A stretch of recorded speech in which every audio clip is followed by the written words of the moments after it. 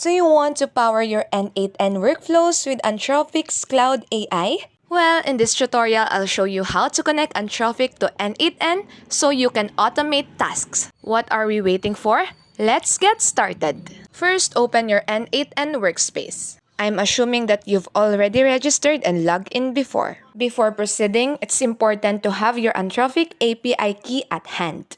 Look for the option to create a new workflow. It will bring you to the section of Empty Canvas. The next step is to add a node. You can see the plus icon on your screen and click it.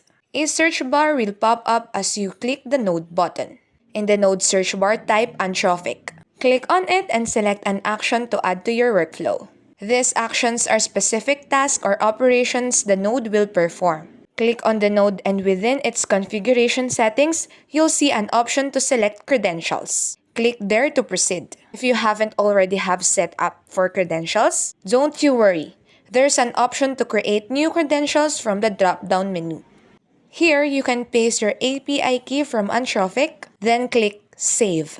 And there you have it. You have successfully connected Anthropic with N8N. Thanks for watching. Keep automating and keep learning. Don't forget to like, share, and subscribe. God bless you.